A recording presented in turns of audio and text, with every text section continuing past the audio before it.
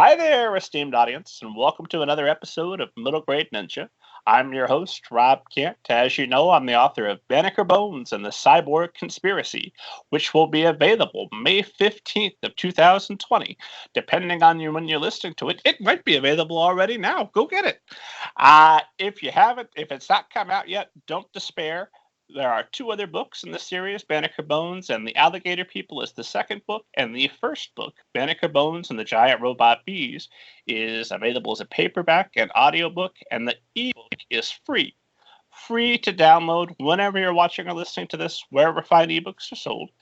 So if you like the idea of 11-year-old detectives racing around Latimer City on jetpacks, fighting giant robot bees, alligator people, all manner of terrible monsters and villains, this is going to be the series for you. Under the super secret pen name Robert Kent, I've written some novels for older readers, such as the young adult novel, Altogether Now a Zombie Story, and the 5-volume serial horror novel, The Book of David, which is about an atheist who purchases a haunted house that then begins to give him religious visions involving flying saucers. It is nuts, and the first chapter of The Book of David is also free to download as an ebook. So that's The Book of David, Chapter 1 by Robert Kent. Once you're hooked on the story, come see me with money for chapters 2, 3, 4, and 5. You're going to have a good time. Or you prefer the middle grade, stick with Banneker Bones and the Giant Robot Bees. Either way, I'm going to hook you up with a free book. Have a good time. As always, for information about what's going on with the show, or interviews with hundreds of different publishing professionals, such as literary agents, editors, folks you're interested in, and all my favorite authors, head to middlegradeninja.com, read your heart out, check out previous episodes of the show. It's a good time. Today, I couldn't be more excited. I am going to be talking with Mitali Perkins, whose classic novel, Rickshaw Girl, is about to be released as, or adapted and released as a major motion picture. Mitali Perkins, how are you today? I'm doing very well. Thank you, Robert. Thanks for having me on the show. I'm excited to be here. I couldn't be more thrilled that you're here. This is going to be a lot of fun. For the uninitiated who haven't been watching YouTube videos of you, who didn't just stay up last night reading Rickshaw Girl and getting pumped up, remind esteemed audience who you are. Yes, my name is Mitali Perkins, and if you forget Mitali, just think of tamale and switch it around. So that's a helpful mnemonic. I was born in India, and we immigrated here when I was 7 years old. Never thought I'd be a children's book writer in a million years. When you immigrate, there's two choices, engineer or doctor. So becoming a children's book writer was not on the horizon, but I always read. I read and read and read, and eventually I wrote my first book, and then my second, and then bit by bit, now I think I have book 13 and 14 coming out, and many tales of rejection and woe along the way. But here I am, excited to be here as a full-time children's book writer. Well, that's about to be, although the rejection and woe is about to be in proportionate surpassed by the joy and the happiness of all the success that's followed since, right? Yes and no. As you know, when you've been here a while, there's always going to be some setbacks and disappointments, and you have to hold on tightly to the fact that you love the vocation, that you love writing books, and that you love writing books for kids, because it's an up and down sort of a career. It's not this trajectory from success to success usually. If you're going to be here for the long journey, I think there's always going to be some setbacks, but you keep going, you keep holding on with a bigger vision. That's what I've been trying to do. And I read that Rickshaw Girl, I think you said was rejected 22 times. Oh, that was my second book, Robert, Monsoon Summer. That took 11 years between book one and book two. I was soundly rejected. I revised it so many times, and Rickshaw Girl was also pretty well rejected. I don't think it was 22. I can't remember. I think it was maybe, I don't remember. It was a lot. And I like to imagine there are 21 editors in the world just kicking themselves on a daily basis. Yeah, maybe. No, if they're not kicking themselves, but I think yeah, it was just there was not a sense that at that time in the industry that children in America wanted to read books that were fully set overseas with no bridge characters, as I call them, no American characters to lead them into the worlds that were so far away. But as you and I know, children don't read like adults. Children cross borders so fluidly. They don't need bridge characters. They just jump right into a story, into another world, and they make friends there. And they don't need the sort of help that adults need to leave the comfort of one culture and go into another. So as soon as the industry opened its doors to my global books and realized, hey, these kids, not just mine, but other people's, kids love reading books about kids. And they can make connections, and they don't need that helping hand that adults do.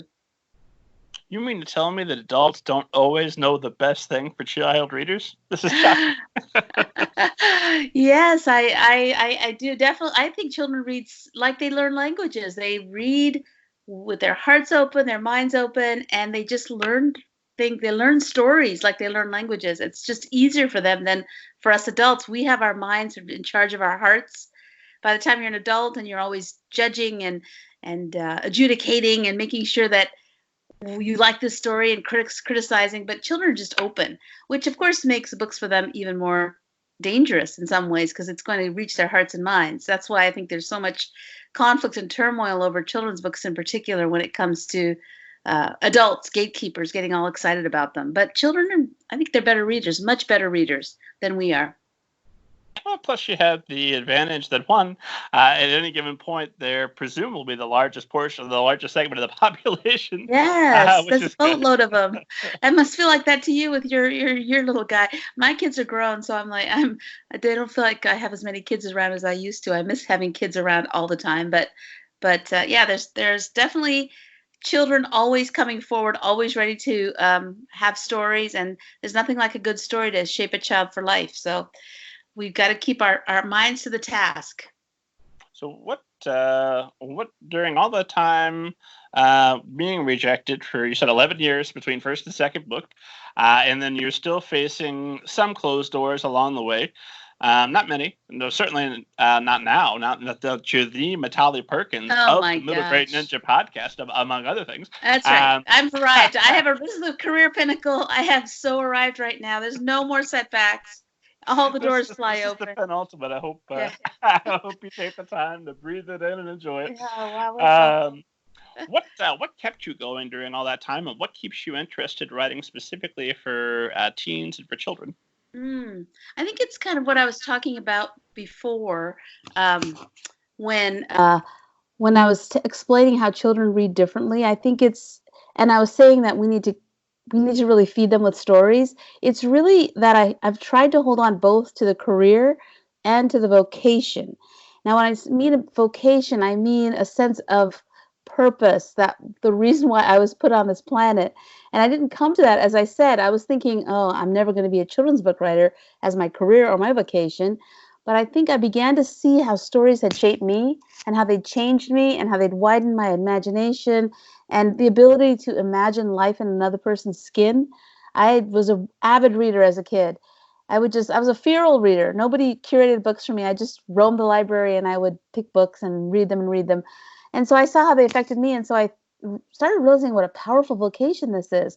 So I think the sustaining of my life as a children's book writer, all these years, I don't know, Robert, where you were in 1993 when my first book came out. Maybe you were in middle school yourself, perhaps, but I've been writing a long time. And so the sustaining of it comes from holding on tightly to that vocation. This is what I love to do. This is how I want to serve the planet. So that when you get the career setbacks, the rejections, the poor reviews sometimes, the not winning the awards, the book that goes out of print, all those things will come as you in your career, and there can be disheartening. But if you feel that sense of mission and call and purpose, then you can keep going. So that's kind of how I've been able to feed a career that has a lot of bumps by really coming back to that sense of purpose that that fuels my vocation. It was a good guess. I just did the math in my head. I was in 8th grade. Yeah, you were at middle school, middle grade, and that's what all your viewers, if you're listening, you won't see you, but when your viewers would say, "How could that be, Mitali? 1993?" That's when they would say that. Although now, when I tell people I have kids who are 20, my kids are 27. No, I wait a moment because I think they're going to say, "What? You? But you know what, Robert? Nobody says that anymore. They're just like, oh, Well, they really? Are want to they know who married? your Do plastic surgeon is. you have grandkids? I mean, they don't. Nobody misses a beat, which is fine. I come from a culture where age is venerated and it makes you a celebrity. So I'm good. I'm good with that. Well, there's one advantage that I have in life is I have never been that attractive. So as I continue to decay and become less attractive, I'm not losing that much. It's fine. It's not Oh, a oh, tragedy. oh, no, I feel like that. I had a really beautiful sister when I was in middle school. I had two beautiful sisters, and I was always sort of the book nerd, and I was not. I was not at all popular in middle school. In fact, I started middle school when I was in seventh grade, and it was in America, and it was quite an adventure because nobody knew what to do with me. It was an all white school, and they all thought I was. I don't know what they thought, but during those years when my sisters were so getting a lot of attention, exoticized, I kind of flew under the radar, and I'm always grateful for that because what you do is you don't build your identity around the things that give you power in society, whether it's wealth or beauty or whatever. And so that when you do lose it, because you're going to lose it, your identity is much stronger because it's not built on those things. So I've always been grateful that I was not with three of us, and I was not considered the attractive boast sister, which set me free from many dilemmas that my sisters faced. So yeah, I get that. I get that. Yeah, but you have chubby little cheeks like me. We both have the cute chubby cheeks. That's a good thing. Yeah, the chubby cheek club. Well, I tell you, the nice thing, I know that there's, the Americanized standard of beauty that we're going to see on magazine covers, whoever's on the new movie poster. But the truth is, there are folks out there like my wife who are genuinely attracted to not that, which really works out. It's great. There's somebody Oh, out there that's that's attracted to sweet. almost everybody. Exactly. I know we've been married, 34 years now, And so the good thing about staying married here's the thing about staying married to the same person, Robert, is that your eyes go at the same time. So that when you lean in for the kiss, the goodnight kiss, you look exactly the same as you did, 30 years ago. You're like, oh, wow, honey, you haven't changed. I can't see ya, but you look great. I Anyway, assume you still look like you did when you were 20. yeah, that's right. An Audrey Hepburn blur, the Casablanca blur. Because I've been stalking you, I listened to you talk on another video about coming to this country, being in an all-white school, and then when your older sister started to date, your dad didn't understand because he said, no, you get married and then you date. Yeah, my sisters, they broke. I'm so glad I'm the youngest. Are you the youngest to the family? I am technically either the oldest or the middle, depending if my older half sister was at the house that weekend. Okay. Well, she took some of the pain for you, then maybe half the pain. But my sisters, because they were older, my parents were so broken down by the time they got to me. So my sisters did really good work weakening the parental restrictions. They were just, yeah, dating. Yeah, my parents had an arranged marriage. They didn't meet each other till they got married. The day of their wedding is when they first saw each other. And then they went on romantic Bollywood movies and walks. And they actually had a wonderful marriage. They were married for 62 years, really happily. So, so when my sister started getting asked out by these California guys, my dad was like, "What is it? What is that? This is a date." He didn't understand the word date. He thought that it was a fruit that you ate, and he didn't get it. So there was a lot of sibling camaraderie, keeping my dad in the dark as to what was actually happening with the both sisters. As I said, my sisters are both beautiful, so I did a lot of covering there for them. In return, they broke my parents down, so it was a good exchange.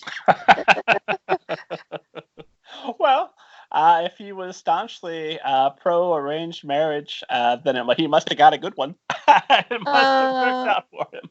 He did. My mom and he had a wonderful marriage. Now, of course, my sons are now the age where I don't know what it is with these 20-somethings. None of them date anymore. So I remember my dad saying, "I will fix your marriage." And we were like, "No way, Dad." Now I'm thinking, Dad had the right idea. I think I could pick a great wives for my sons. But of course, they're not interested in letting me do that. But, oh well. Well, I think that it half the time that might not be so bad because I know so many people that pick themselves and pick terrible choices. Well, yeah, and let me tell you what happens is if I pick their wives and the marriage starts to hit rocky roads, rocky places, and they come to me and say, "Oh gosh, mom, I'm having a hard time." Well, then I'll get in there. I'll do all I can to fight for it. But if I didn't pick them, then I'll be like, "You picked her, honey. It's your Yep. I don't know. I wasn't sure." So no, I won't do that. I'll totally love future daughter-in-laws. I'll be all in. I promise. Just to share them, you would have picked them for sure. Yeah, exactly. I would have for sure. As long as they read I children's think books, if I'm I'd good. married the woman my mom wanted me to marry, my life would be miserable. It would be Oh, a terrible that's a thing. good So, reminder. I only want them to be children's books readers. That's all. That they have to be able to tell me what book they've read recently, and then they'll be fine. one other question I had about your background, then I want to dig in and talk Rickshaw Girl, Okay. because I'm very excited. Like I said, I had read it. I don't remember how long ago, because I saw it in the classroom. And I was like, Rickshaw Girl, this is interesting. And I'd read it then, and so I was excited to talk to you. And then last night I said I had taught a writing workshop, and then I came home from doing all the student work. Like, all right, it's my time. It's fun, and I reread it, and I'm so excited. But I wanted to ask you because I saw that you have lived just about everywhere. It might almost be easier to list the places you haven't lived. Yeah, my dad was a civil engineer, so he worked on ports and harbors. So we moved around a lot with him. And then when I got married, I still had wanderlust. I we traveled a lot. Lived in Thailand for 3 years, Bangladesh for 3 years. That's when I did the research for Rickshaw Girl, and India. And so yeah, travel. But now I'm moving, as I said, moving back to the zip code where my parents bought their first house when we first moved to America. I'm moving 10 blocks away from my mom, who's on her own. So I'm going. I like to tell people I'm going back to the jute farm, where we and our boys are going to be really nearby too. So we're on this big extended family and walking distance from each other, which is so I'm going back to my roots on the Bengali jute farm, having my whole family, 3 generations all around, which is be wonderful. Sounds like the most ideal living situation you could imagine. Yeah, it will be. Will be especially when the next generation comes. When I'm the grandma, that'll be great. I'm gonna be all in. I wanted to ask about living so many different places and being exposed directly to so many different cultures, not just watching a documentary, but being there, living amongst them. What does that bring to your perspective of humanity, and what does that bring to your writing? Well, because I grew up between two cultures, and I was doing this what I call code switching. I was cracking the code of California junior high school life and high school life. I was curling my hair, trying to become one of Charlie's Angels, thinking that would miraculously work uh, at school. And then at home, it was traditional jute farm Bengali family. So I had to really master that code. And so because I traveled back and forth almost every day of my life between cultures, I feel like what happens when you do that, even though it's tough as a kid, is that you acquire this ability to code switch that doesn't leave you. And when I travel overseas, I see that it's such a benefit because I can pick up the nuances, the nonverbals, the things that hurt people or make people laugh so much faster than people who grew up monoculturally. And I find that to be a great advantage for me as an adult now. You don't keep all the code switching fluency that kids have, but something about your brain stays keeps a little bit of it. So when I go to a third or fourth culture, it's pretty easy to make myself feel at home because I never felt at home anywhere. So I've learned to make myself feel at home everywhere. And I think that's what I love about traveling is that I really love understanding the nuances and picking up all the ways. Well, I try in my life, try to make people feel loved and cared for. And if I can do that in another culture, it's just so interesting to see how I can make someone feel valued and honored in another culture. It's always a great, fun challenge to do that. So that's one of the reasons I love traveling and living. So for people that want to go out there and do likewise, Yeah. and then they should, that sounds like a great approach. How do you do that? How do you make yourself immediately comfortable in a culture Mhm. and find ways to set other people at ease? It's hard to do when you didn't grow up doing that. When you just grew up within a culture that was just monocultural, it's hard to acquire. It's like acquiring a language as an adult. It takes diligent study and it takes extra work when you're not fluent in code switching. I'm so sorry about that if you're monocultural, but if not, you know what I'm talking about. If you grew up between cultures, you know already you've got that skill. But if you grew up monoculturally, I'd say, and you don't have much money, that's why you read, because then you can imagine your life in another person's skin, and you learn so fluidly. You learn so when you're inside a story, you don't even have to worry about it. When I was in Thailand, I had little kids, and I was struggling to learn Thai. It's a tonal language, so and I'm not good at tonal languages. Bengali, my mother tongue, is not tonal, and so what happens in a tonal language is I just got stuck and I was tired. I was a mom, and so my Thai teacher finally figured out that in order for me to learn Thai, she was going to have to use children's books. So one day she brought home Babar in Thai and another book in Thai, and I began reading those books in Thai, and all of a sudden my Thai just started picking up because that kind of fluency is acquired through reading. So I would say read a ton of books that make you cross borders. If you want to acquire that kind of cultural code switching ability, start with the books. Pick up a book about somebody that's totally from another culture, another language, a translated book maybe, and just dive in. And the more you do that, the better you'll become at this as an adult. You mentioned that if you don't have a lot of money, you can enjoy books at the library. I would say even if you have a lot of money, just buy more books. You just like that. Yeah, I like the way you did that plug for your books in the beginning. I'm so culturally, I just am not good at that. I was taking notes as to how smoothly, and you did that so well. So I would wish I could do that. I'm always like, do you want to? You can get my books at the library because I didn't have money for books growing up, so I always got the books from the library. So I know, I don't know. I should be more brazen about it. Buy my books, dadgummit. I should. Well, you know what? I like doing that right at the beginning because then I don't feel pressured to bring it up like where it doesn't belong and try and shoehorn it in the conversation. Right, like And every I other always, I word, never want to be too aggressive, but don't watch the show, watch or listen to the show for however many episodes this has been now. I know we're closing in on 70. Don't watch or listen to all those episodes and never have oh, you wrote a book, Mr. Kent? I had no idea. That would be terrible. That's just a disservice. That's the other part of it. Is you have to honor that vocation. I mean, you've written a book. That should be something that you honor. I don't know. Being apologetic about it is not necessarily the best thing at all. So I appreciated that. I thought that was great. And then now I'm going to be like, Rickshaw Girl, Rickshaw Girl. Well, no, man, I'm going to set you up right now because I want to talk about Rickshaw Girl. And All the first thing I could do is summarize other people's books, right. especially if I've got the author right here. Why would you want to listen to me get your book wrong when I could just say to you, Mitali Perkins, author of Rickshaw Girl, please tell us about Rickshaw Girl. Okay, Rickshaw Girl is the story of a girl who's growing up in Bangladesh.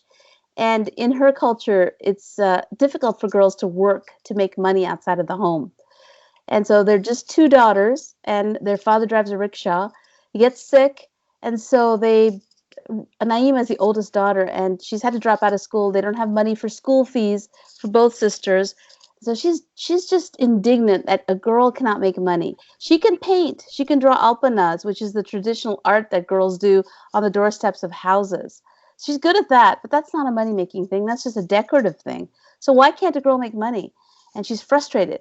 And so she decides that she's going to try to help her dad out and see if she can drive his rickshaw, even though you never see a girl driving a rickshaw.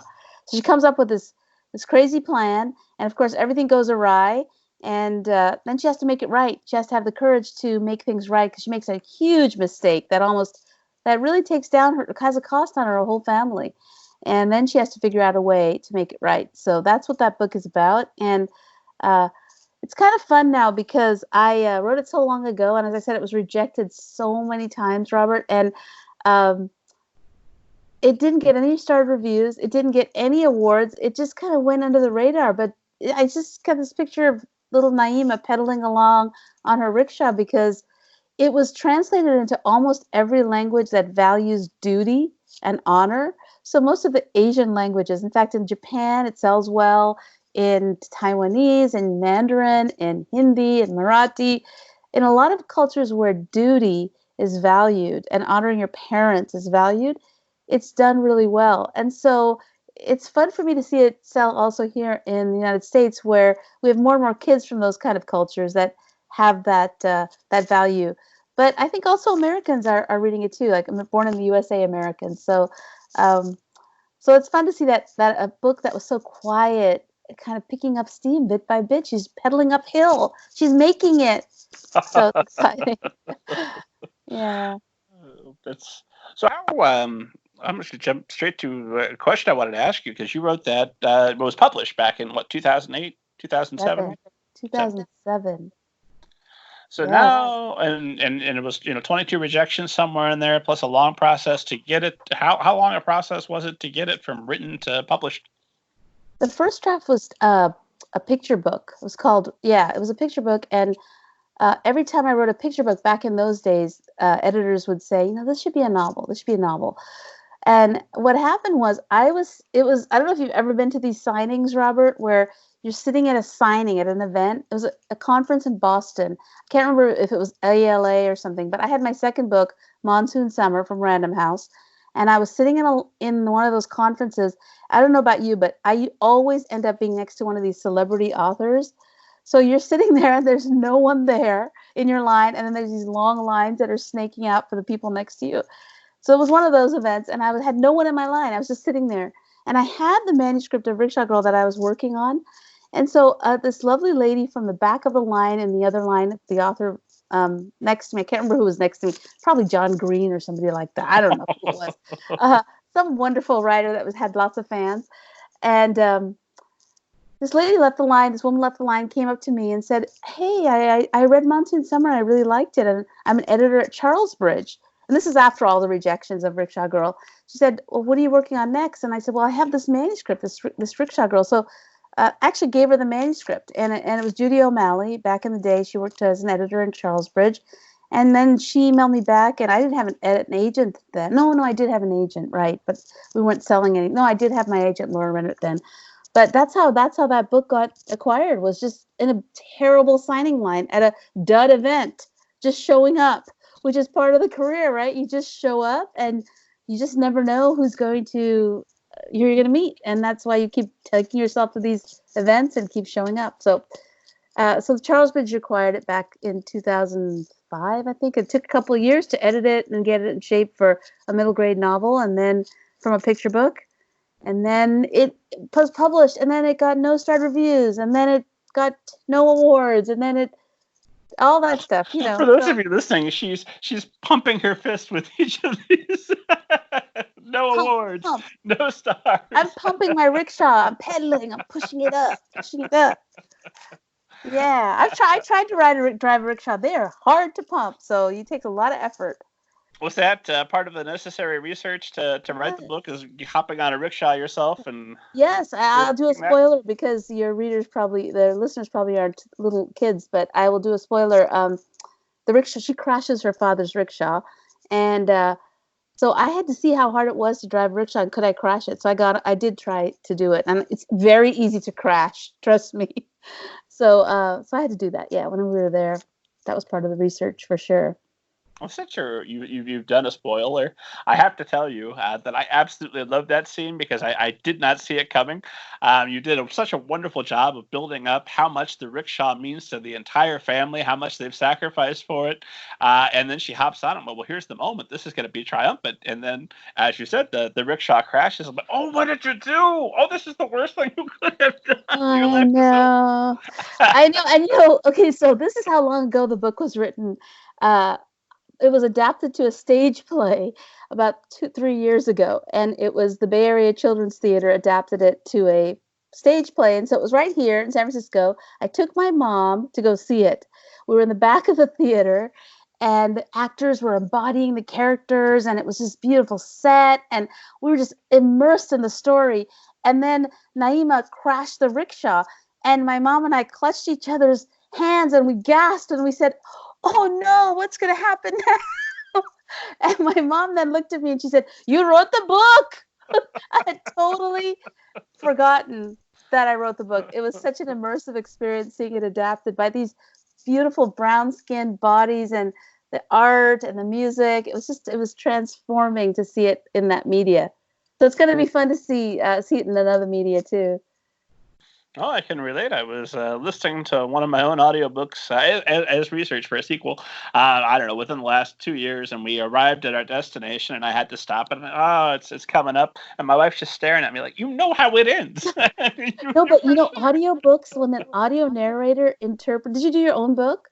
Oh no, goodness no! I got a nice professional. Yeah, yeah. So when I listen to my audiobooks, the same things happen because the same thing happens. I can forget that it's my story. That's why I love listening to my books on audio. They always sound 10 times better to me because the actor is interpreting it so beautifully.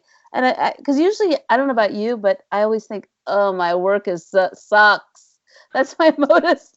That's my modus operandi. Oh, if only I was better at my craft. And I then vacillate back and forth between this is the greatest thing a human being has ever written. I don't know how to Oh get my there. God, what was I thinking? So it's never one or the other. No, I don't vacillate. I'm usually at, this is mortifying. I can't believe I did this. So then when I listen to it on audio, I think, and the audio, it's a good voice actor and they're bringing all the character. I think, hey, man, this is good. I like the stories. I just finished listening to one of my novels and there were 5 voice actors. They were incredible. There were times where my own writing made me cry. I was like, you're pathetic. You're making yourself cry. But it's because the acting was so good. Yeah. Yeah, nope, I've cried at my own books before. I try never to do it anywhere anyone can see me. It's a new level of conceit I'm not ready to share with the world. Narcissism. Oh, my own book, stirring me to such depth. So one of my favorite audiobook recording, I can't remember, maybe it's The Notebook. It's a Nicholas Sparks book, and it's one where somebody dies at the end, which is like, that's half of them, maybe more.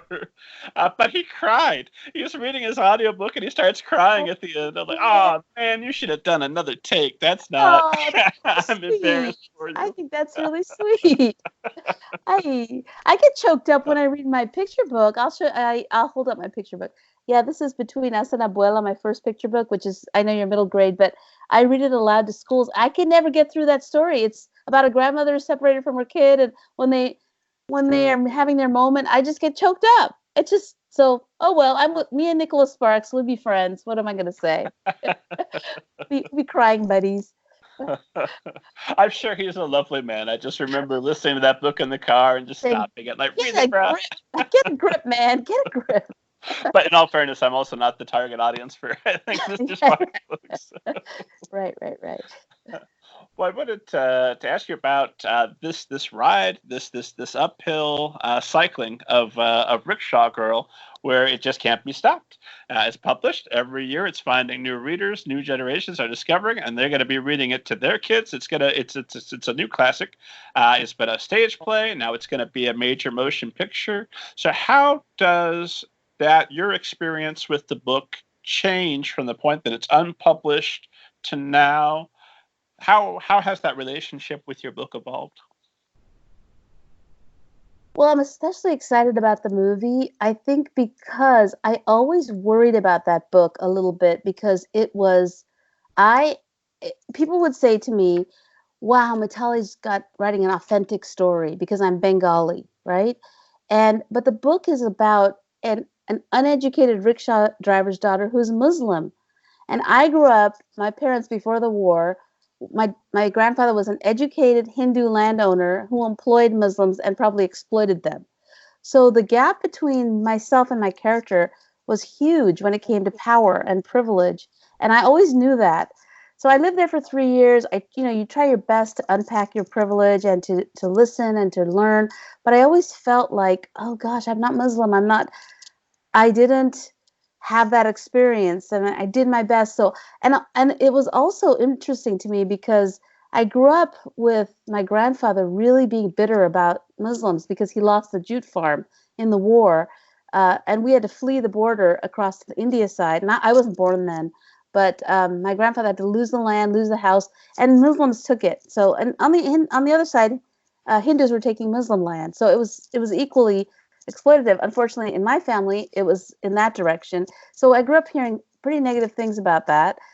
And, when you grow up with hearing negative things about another subset of people, you have to work really hard as an adult to really root that out.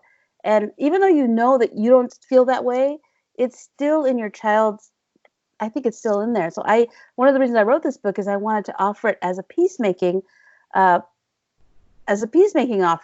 And so some amazing things happened, Robert. I got to tell you a couple of stories. Well, first, when I went to do research for the book, I visited my grandfather's jute farm. I showed up on the doorstep unannounced of this house that I had 7 generations of my family who had been in that house before we lost it in the war. And the grandson of the person who had taken over the land was there. And he was not pleased to see me. I look like a boss. I look like my face resembles that very much my father's and my grandfather's face. So he knew instantly who I was.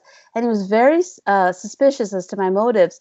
I had come laden with gifts for the family. I wanted to really make peace. So as I drove up, now this is something this is like so stranger than fiction, because I had this intention to want to make peace. I was doing research for the book, and I drove up, and out of nowhere, I saw these 2 white birds.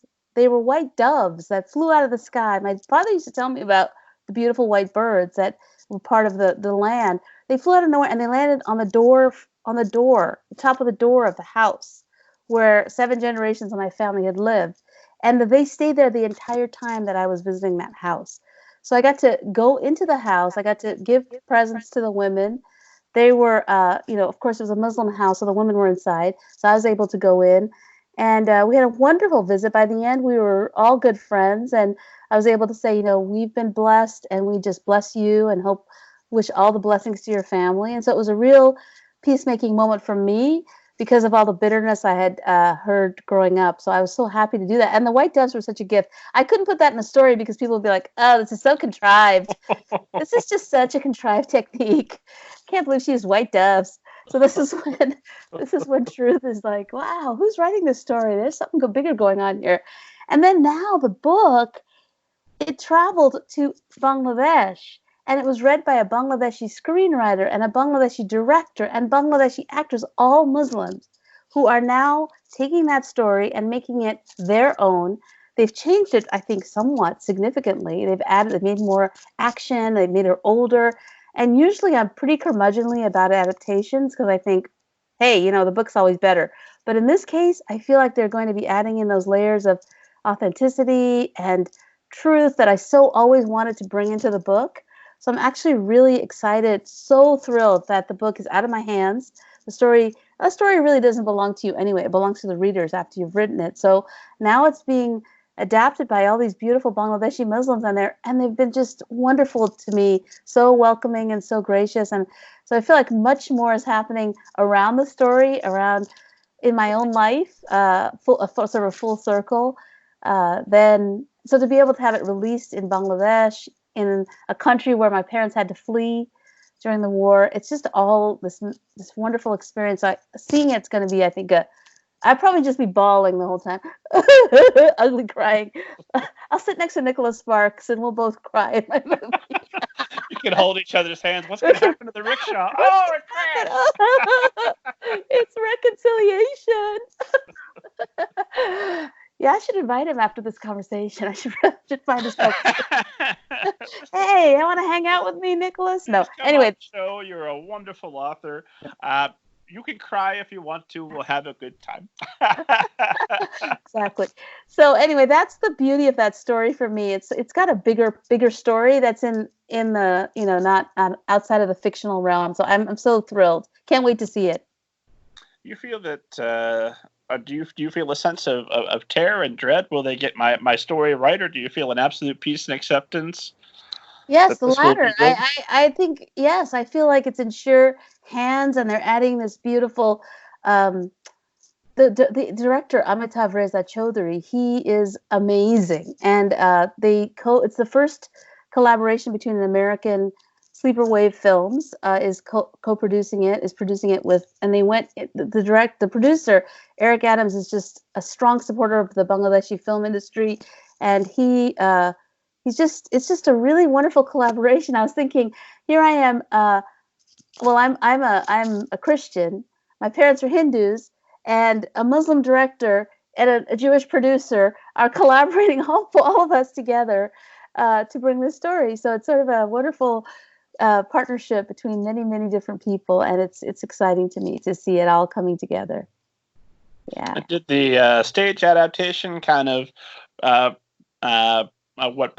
break you in, prepare you for for for actors doing and making choices with your characters? Yeah, that was really helpful because they stayed pretty true to the book with the stage adaptation, but I think because the movie is being made in Bangladesh, on the land, on the terrain, and being acted by Bangladeshi actors, and it's just so rich with the texture, and I think it's going to be even better and more exciting than because of all of that. So I'm not sure. I mean, I'm really glad it's not being made by Hollywood. It's being made by Dollywood, which is their version of Dhaka, Bangladesh.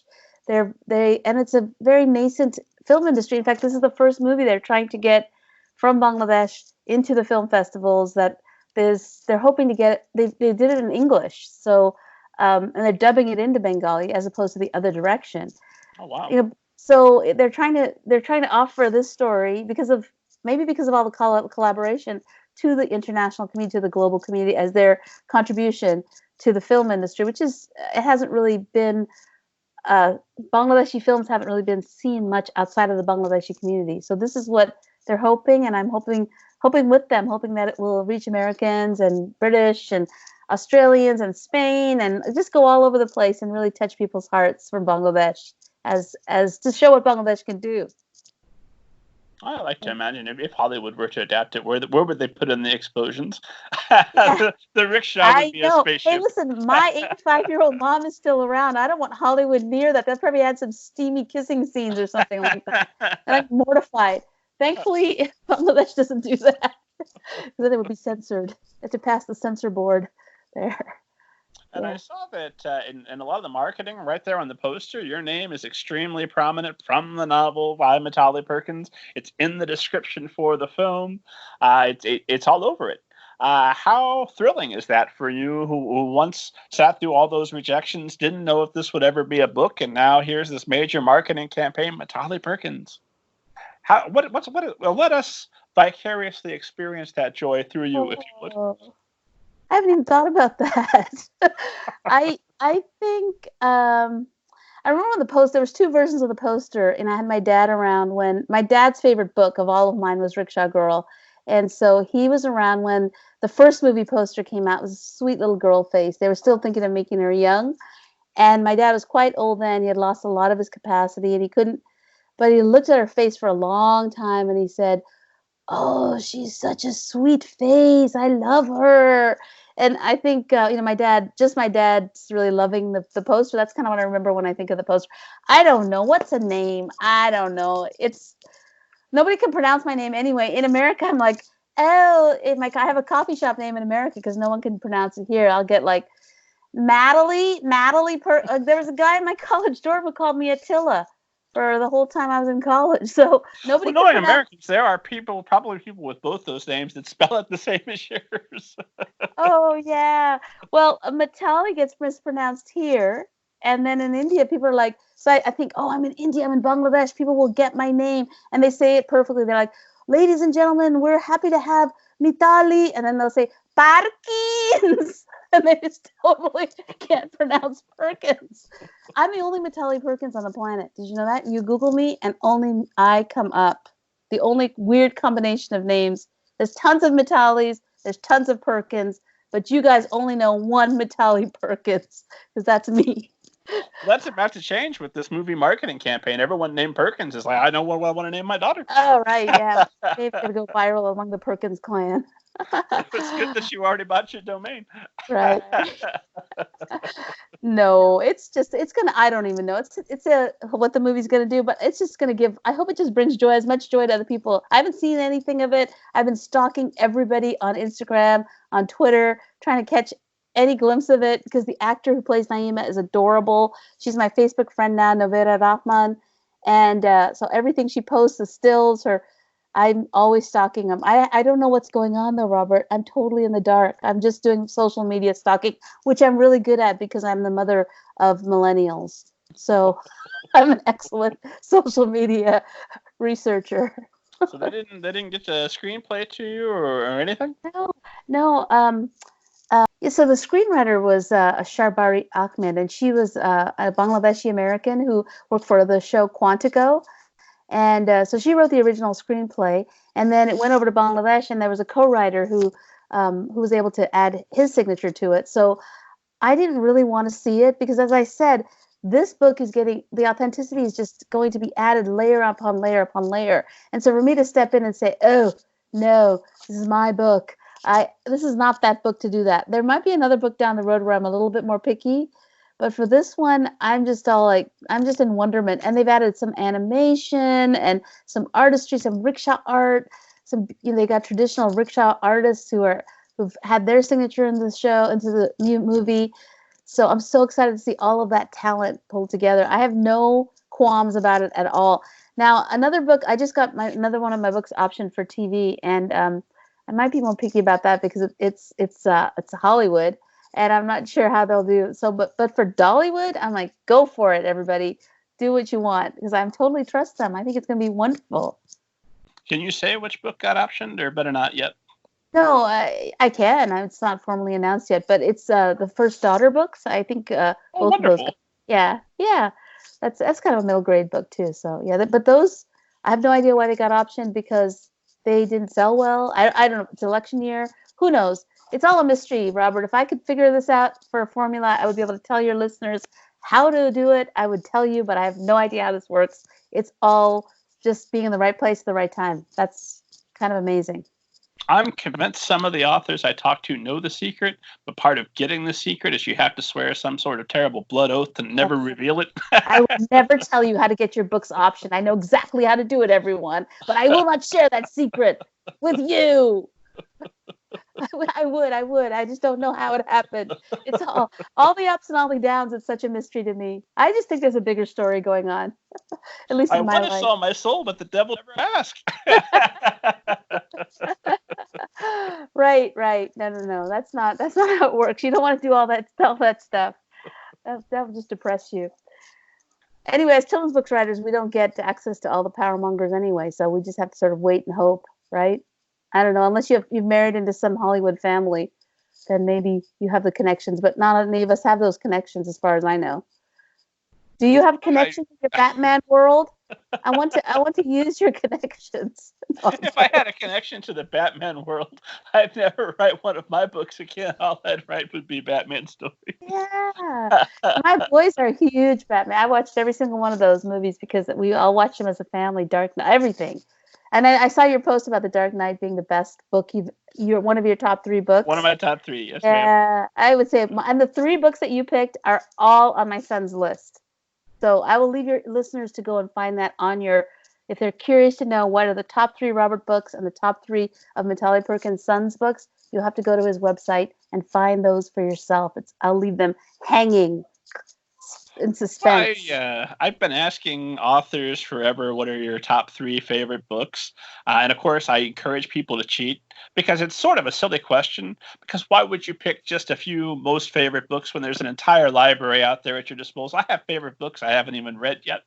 But any of the ones that are on that list, which you'll have to go and check out, are ones that I've read multiple times and make me the same. If I read any part of them, I'm going to sit down. It's The Dark Knight Returns by Frank Miller. That's the one we've agreed to spoil. The others will remain a mystery until you head to the site. And even if you're not a comic book fan, it's worth sitting down and reading. That's a perfect segue to Mitali Perkins. What are some of your most favorite books? Before we do that, I want to talk about how I just finished a proposal for 2 middle grade novels. And so my agent is about to shop those around. And what I used for that novel was, I don't know, you've probably used this, was the Save the Cat book. Yeah, so I listened to the podcast and I wanted the proposal to be a scene-by-scene proposal this time instead of I usually have a really rich idea of character, but I wanted to have a really good idea of plot. I'm working hard to make my plots more suspenseful, more page-turning. And so I used the Save the Cat Writes a Novel, and it was fabulous. I really, really enjoyed it. So I'm really happy that I have that structure now when the book hopefully does find a publisher, which we're very close to. I can't announce yet, but my 2 middle grade novels will be coming out soon, hopefully, and I'll have that Save the Cat structure that like a 50-page proposal that I wrote, which I've never done, but it was a scene by scene that followed that whole Save the Cat model. Highly recommend it for you writers out there. Are you typically more of a pantser then? Yeah, typically I don't think I am. I come up with this great structure, and then unfortunately I have to revise a mazillion times because it never stays. I think, oh, I've got it all. It's probably going to happen again. I think, oh yeah, now I've got a great plot. But what happens is my characters, they just take a hold of the story and then they start doing different things. So what am I going to do? Just stifle their individuality? No, you have to let them go. So sometimes the characters just, I write character-driven novels, but I'm trying hard to write like you do, which is that exciting, page-turning, spine-tingling, plot-driven novels. I'm trying for that. I think it's more, it's something that's a goal of mine in craft, to work really hard on plot, make it more exciting, and stakes and suspense and that kind of thing. I don't naturally, my characters who people really like could sit around and have tea and chat for like 45 chapters. And then you're like, what is happening in this novel? Nothing much. There's a bunch of really 46. really interesting entered people. the shop.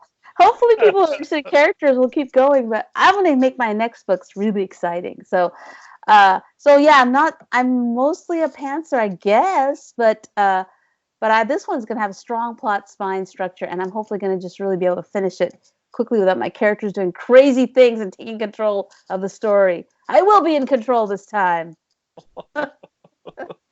Famous my name on the cover. You stop it, character. We're doing this. Stop it. Be quiet. Well, something that I find, and I think that a number of authors I've talked to also find, is that their process, while it never changes that dramatically because they're always still them, it does seem like it's a little bit different for every book. You have to adapt to what that book needs from you and what you need from the book. I think maybe that's just me talking woo. I don't know. It's one of the. Well, I've tried to grow I'm trying to improve. I really want to grow in craft. I know what my weaknesses are, and I want each book to be better, richer, deeper. I'm trying to grow. Even at this stage in my career, I want to become better and better. So as a writer, as just in the craft of it, which is really that's the other thing that keeps you going in the career, is just the joy of the craft, the wordplay, the way that you can improve the craft is really exciting. So I set goals for each one. This time it's really, I want to make a suspenseful plot. I want to make it so that my middle grade reader, the next book, Mitali Perkins' book, at night says, Mom, keep reading. Dad, come on. I don't want to stop. And that's my goal for the next middle grade novel I write, because that's, my books there's some of that in there, but I really want to take it to the next level to keep the kid really just enmeshed in the story. So I do well with place. I'm really good at place. I do great with people. And so I'm really trying to pick it up with plot and improve my craft in that. So yeah, I'd say if you're not going to grow in your craft, then where's the joy of it? You have to it's like a potter, hopefully you're making your pottery, just learning the craft better and improving every single thing you make is going to be, you're going to be pleased with it. That's the goal too. So yeah, hold your horses though. I'll probably end up writing a scene where they're having tea and it'll last forever again. Just people will just keep showing up with guns, and every chapter will end with, we have to put our key down. I did that in Bamboo People. In Bamboo People, when I wrote Bamboo People, my boys were teenagers, and they were like, Mom, write something exciting. So they were playing Call of Duty a lot, the video game at that point, and I was watching them play Call of Duty, and I was reading aloud my book, Bamboo People, to them while they were playing Call of Duty, and I was trying to write it like levels. Video games, you beat all these levels. So that book's actually trying to be more of a page turner, and I think it's okay. I think it's exciting. I have boys, 8th grade boys, 7th grade boys, and girls too that say, "Hey, I can put it down," and that's when I think I can do this. I can really do. They don't just have to sit there and say, and this, I'll talk about their feelings all the time, like probably my natural bent. Anyway, so I see how I diverted you away from the 3 books question. Aren't I good at that? That's okay. You answered way more interesting questions. But yes, what are some of your favorites? Someone recently accused me of being a diverter of a conversation to avoid difficult, penetrating questions that bring attention to myself. I'm trying hard to pay attention to that when I do that. 3 books. 3 books, Robert. 3 books. You can pick 5. I don't care. No. I'm actually in the process of writing a nonfiction book about the books that I loved as a child that I reread. It's going to be called When We Loved Reading, and it's a call to reread books from our childhood. So I'm actually writing a book of nonfiction about the books that and each chapter is going to feature a book that I absolutely love and that I reread seasonally. So I reread seasonally because I love place and I like to read books when they fit the season. So Secret Garden kicks me off in the spring. I'm about to start that. And then it starts with that. I always start with that, and then it goes on. And there's different books that I read seasonally all through the year. Heidi, Miracles on Maple Hill. I mean, I can go on and on with the books I reread. Most of them have a rich sense of place, and most of them have a rich sense of family and connections and things like that. So, but I do have 3 fantasy books on that list. The Harry Potter books are all reread every November from start to finish. And then Lord of the Rings. The whole thing every November? Yeah, I reread all 7 books. The 7th is my favorite. That's going to be included in this nonfiction book. Harry Potter 7 is one of my faves.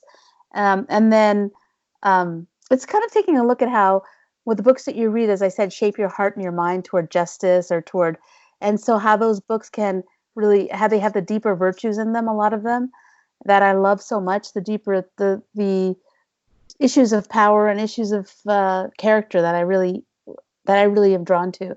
So, and then the Lord of the Rings, and then the Narnia books. Those are the 3 that make my cycle. So J.K. Rowling is the only living author on my rota of rereads. So it's not good to get on that list, J.K., because you're gonna, all the rest of those people on the list are dead now. J.K. Rowling, you're the only living author remaining. Nah, she's going to outlive us all. She'll be fun. When Yeah. transhumanism becomes available, she'll be the first she'll author write that can afford it. So she'll genetically. have a robot body. She'll be writing She'll have Harry a Potter. clone that donates all of her organs to her. She'll live forever. I usually, in October, when the leaves start to turn, it's time for a mug of hot apple cider and one of the Harry Potters.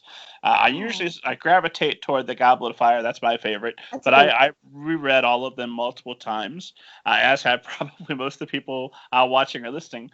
What do you get out of that at every year? Because I assume at this point you have a pretty good idea of what's going to happen to Harry. You know how that ends. What are you taking away from that experience of rereading an entire 7 books every year?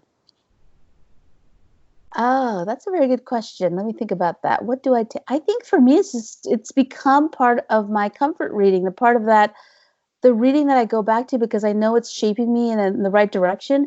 So for the Harry Potter books, there's this deep exploration of Harry's rejection of power and Harry's refusal to pursue power when that's what Voldemort wants. Through all the books, he chooses friendship and love, even though he's flawed and even though he makes mistakes and he's a teenager and he's very human, he's consistently rejecting the pursuit of power in a way that even Dumbledore didn't, right? So for me, I feast on that because I feel like it's shaping me still. Every time I read it, that groove of being able to resist the pursuit of power for your own sake is deeply gets grooved into my heart. And I feel like I'll become a better person. So it's this comfort reading that I do. It really isn't anything with any other intention. No desire to grow in the craft or anything. It's just the sense of these books make me better. They make me aware of my own heart and some patterns that I want to grow in and also want to reject when it comes to the negative things I see. And especially, there's things going on in the country. And as you know, I just want to become the kind of person that brings life and hope and healing. And these books help me. They help me. So, and I'm not doing it. They also give me comfort. It's a stressful time in my life now. And every time there is stress, I don't know what your go-to numbing agent is, Robert. We all have them. And mine is salt and vinegar potato chips and Harry Potter or Atomic Fireballs and Lord of the Rings. It's always this food and reading combination. There I are did that specific foods for the type of book that you want to read, even. Yes. And so I read and eat together all these delightful comfort foods, and my stress level goes way down.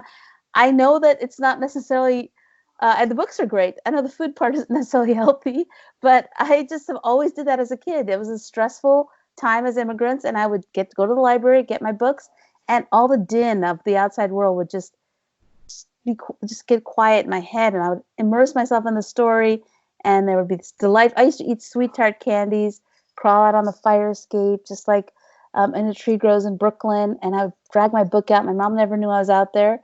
and I would just read, and eat sweet tarts, and it was just the ultimate pleasure. So for me, those rereads are nothing. There's no purpose in them. There's no intent except just to receive the gift of the stories again and again. So I think the stories we reread shape us beyond anything. Yeah. Yeah, probably so. That's probably what's worked for me is rereading It by Stephen King every Oh, year. you gave it away. That's my son's favorite too. Have you read On Writing by his book? Oh, several times. Yeah, it's a good one. Wow. I'm grateful for that one. Of his books. I do not like horror. In It specifically, when I can't justify it. If we want to sit down with like a serious, let's all talk about brilliant books, and you brought this to the party, I have to say, okay, but let me take these sections, and we won't talk about them. And that makes me stronger too, because every time I read it, I can have a little conversation with myself, right or wrong. Stephen King's probably right. Of the two of us, I'm always going to give the credit to him. He's right, but that's okay because everything we're doing is a matter of opinion, and my opinion about why that doesn't work informs the type of books that I want to write by revisiting that way. Well, that's great that you do that with it. I don't do that with the books that I love that are on my rota, my reread rota. I try to read them as I did as a child, and I know there's some of them, like Secret Garden, has some issues with race, and there's things in those books that are problematic. I understand that, but I still try to read them as I did as a kid, which was just very open-heartedly. I don't try to critique them. I do the critique before I read, and I would do the critique with our boys. Like when I read them the Little House books or the Secret Garden, I brought my left brain along to teach them about the things that I would critique. But when I read them, I don't critique them in my rereading of them because I know I've already done that. I've gone over the hump of adulting my child self, and that healing has happened. So I can actually read that story and approach it in a very open way, not without the critique. So yeah, and when it comes to Stephen King, though, it's hard. I only have read On Writing, Robert, because I cannot do horror at all. I did not have TV or movies until I didn't have any TV until I was 12. So I got all my stories by books, and I developed this very avid imagination, and so I cannot do any kind of horror movie at all. My husband loves horror movies, and so does my son. And so they will watch the horror movies. Then they'll come home, and then they'll tell me about the horror movies, and then I can't sleep from what they tell me. So I don't even like to hear a recap of a horror story. I'm terrible. I wish I could. Why can't people in horror movies sit around and drink tea? Why don't they do that? Well, I tell you what I personally like. Everybody comes to their own thing, and I completely respect people don't like horror. I don't want to sit down and read nonstop Nicholas Sparks. That's not my thing. But if it is for you, by God, do it. Yeah, but what I like about it is if I'm worried about a bill, something relatively small in life, or maybe even something bigger, some kind of issue, it's not as bad as if a clown in the sewer was trying to kill me and all my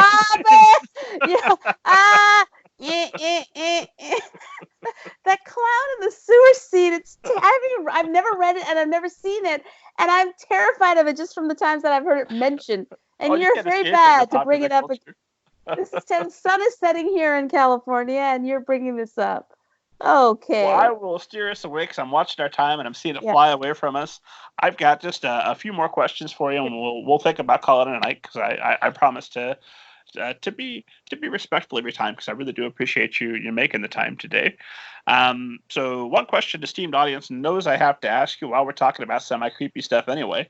Mitali Perkins, have you ever seen a flying saucer, and do you believe in them?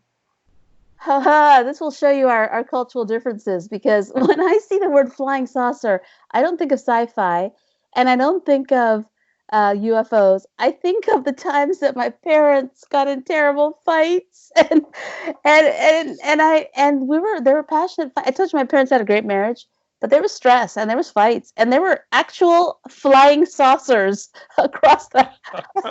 So it actually brought back a memory of a fight that my parents had, where I think my mom was so mad that I think there was a blender that was actually involved in that one. So I do believe in them because I've seen them. And as I said, they stayed married and they had a happy marriage at the end. There were some fiery times. So I've seen flying saucers in my apartment in New York City in 1970. It was an actual flying plate. Well, that should Shadow. make some headlines. There we are. I've seen flying Sorry saucers to with take it, Mitali Perkins. sorry to take it down that path, but that's what I think of when I think of flying saucers, is those childhood horrible fights which thankfully were healed, and they didn't happen after we left New York. Yeah. Well, I want to make sure to ask you about promotion, but I had one more question about writing, and then so maybe I don't know, maybe three more questions or so, and we'll call it a Sure. day. Is that sound Yeah, reasonable? that's fine. Yeah.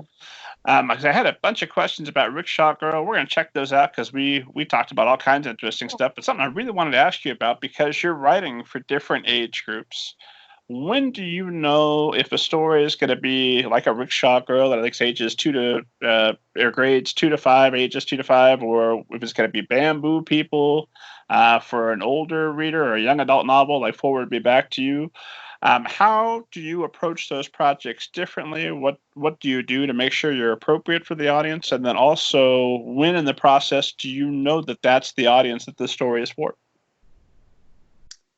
I'd say basically the age of the protagonist and the problem the protagonist is facing. So for a teen, there's going to be a different set of problems, a different level of problems, whether it's finding identity or just a different set of challenges. And then when it's an 11-year-old or a 14-year-old, they're going to be facing, and I know that kids read up 2 years, maybe 3. So, and my novels, even though they're teen novels, people who don't like them will say, well, this sounds kind of like it could be a middle grade writing. And like with Naima, she has an economic crisis. It's not your standard middle grade problem. She's got a hungry family, and it's global poverty, and microcredit, and female empowerment. I mean, those are big issues, right? So it's not necessarily by the issues. It's more, and my writing style tends to be pretty spare. Even for the YA novels, I don't wield a lot of literary.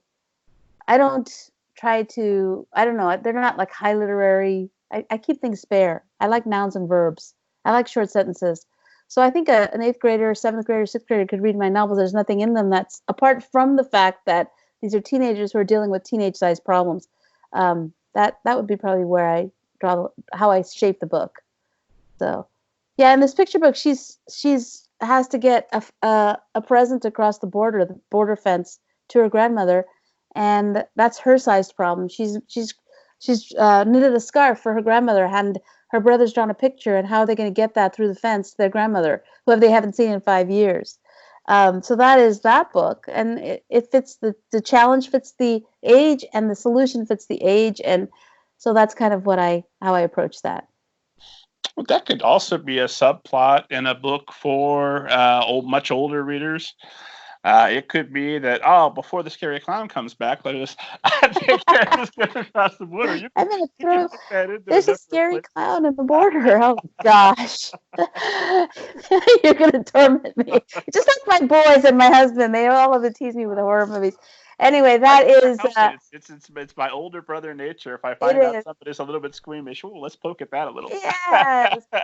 Oh gosh, clowns are so terrifying. They're awful, horrible. And as I get older, I'm getting down. I used to be able to watch some R movies and then PG-13, and now I'm like, I just got a Verizon phone, so I have a free Disney subscription, and so I'm watching all the old Disney. I'm watching Bedknobs and Broomsticks and all the old Disney movies. I'm scaling down to G-rated only at this point in my life. Terrible.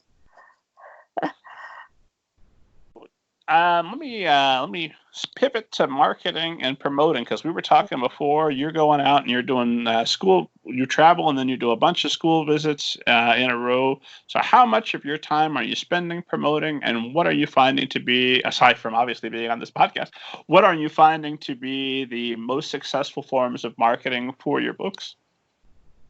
I love social media. I've been on Twitter since 2008. And I have loved Twitter because I love the word limit. I feel I use it also. I've started using it a long time ago as a writing discipline, a writing practice, because you have to say what you want to say in a small number of words.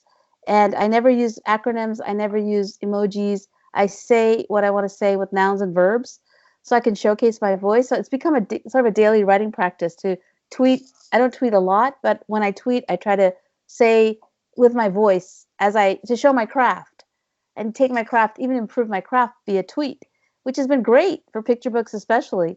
So that just started out as fun. It started out more on the vocation side of it. Like, I want to play with words. I'm going to get on social media and play with words. I'm going to caption my photos. It just became playtime for me. And I found that really fun. What ended up happening was it did showcase my voice. People originally maybe think of me as a multicultural writer, Indian, ethnic.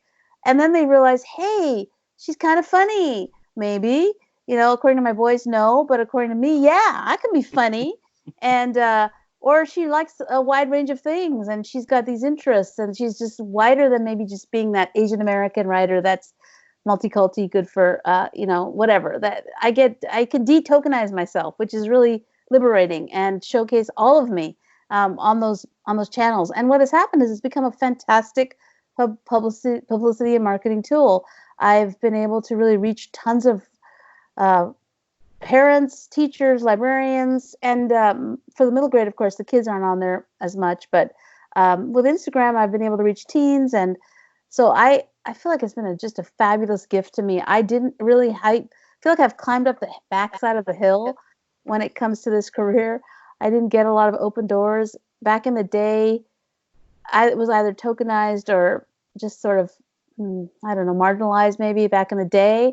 Now that the doors are more open to writers of color, I still feel like I kind of missed the boat when it comes to being that young, hot new writer that's got that incredible, brand new sort of hot novel. I don't know. I missed that boat. But the great thing about coming up the backside of the hill is you learn really you slow yourself down and you get these great lessons of how to be yourself and not have to prove to anybody or I don't know. I just feel like I'm so glad I climbed up the backside of the hill.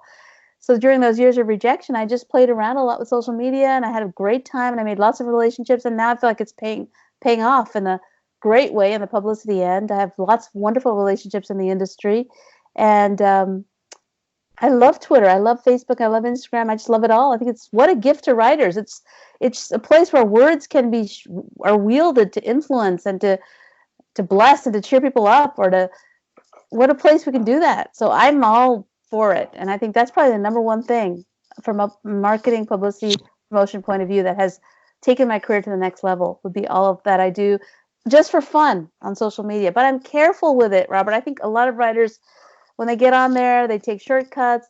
We're writers. We have to be excellent with our craft, no matter where it is. So I would challenge writers always to showcase your best writing, whether it's even captioning an Instagram photo. Make it interesting.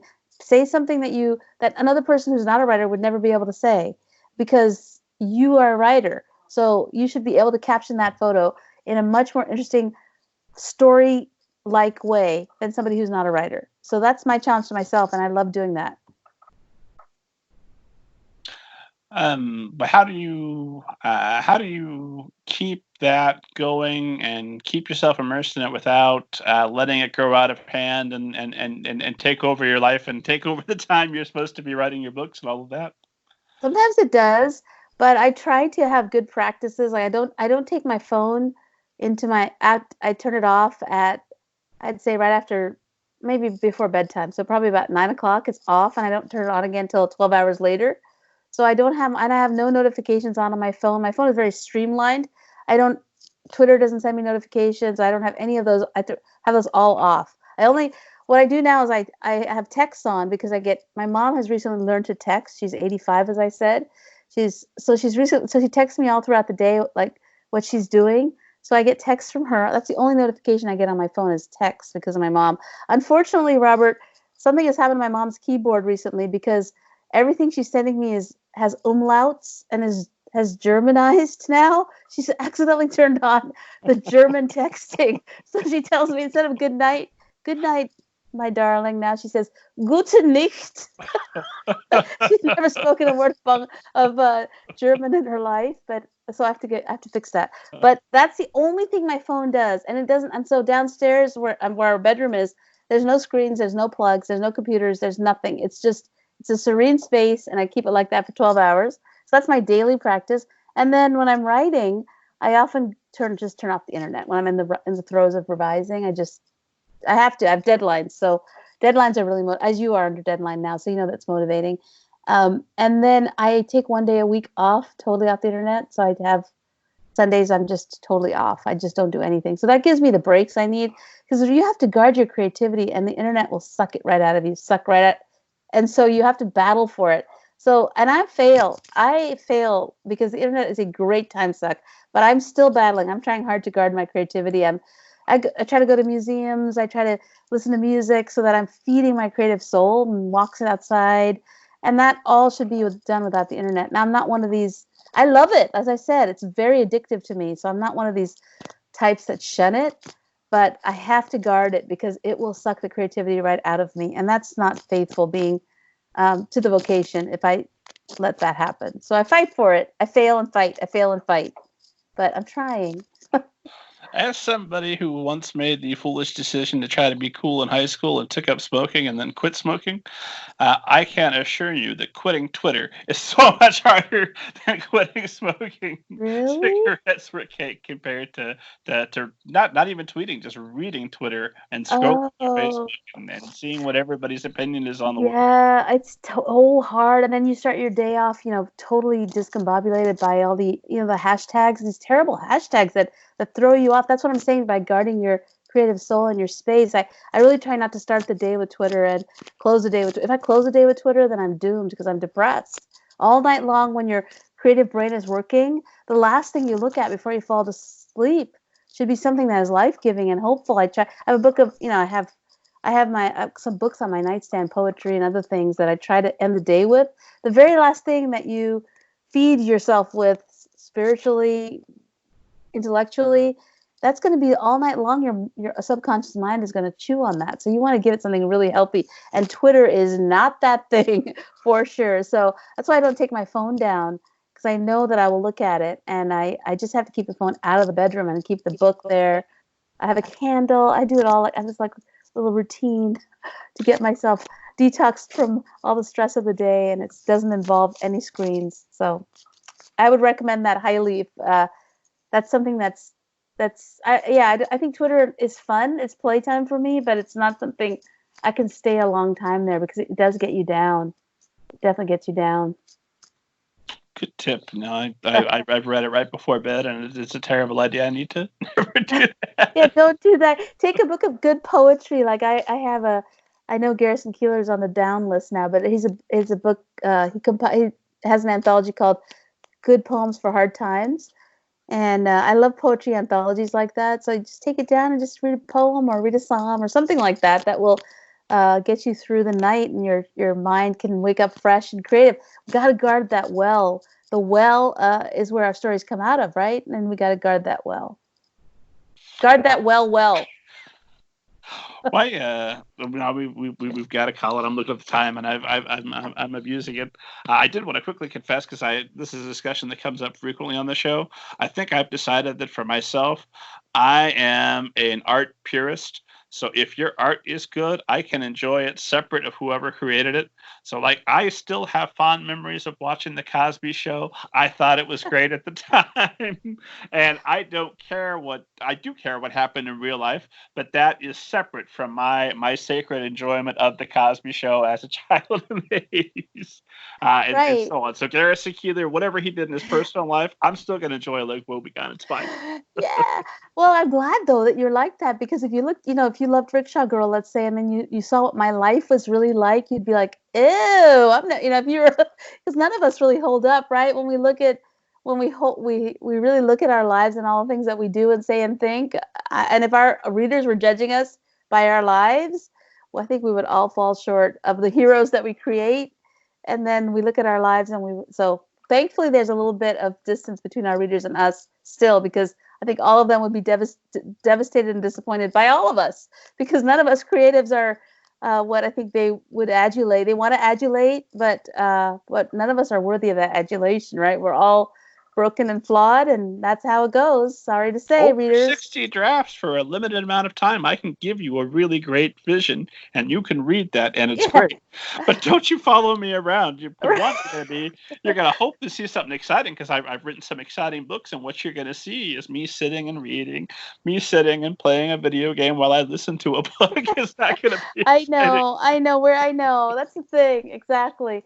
We want to be all noble and like these diligent creatives that are having this amazing life of creating stories, but actually we're just all a bunch of procrastinators that are spending hours on Twitter and trying not to. That's us. Stick to our characters. They're better than us. If I could have lived that life, I wouldn't have needed to write about a protagonist that did it. That's right. Our characters are all better than me. Stick to them. Mitali, I've got to call it, because I promised you we'd land this thing. So I'm going to ask you my final question, which is a lazy catch-all for all the things I should have asked you if I wasn't busy making scary clown jokes. So what, if there was one bit of advice, or however many bits of advice that you like, if you could go back and give to yourself at the start of your writing career, that would have made things easier for you and might make things easier for all of the authors and soon-to-be authors listening, what would you go back and tell yourself?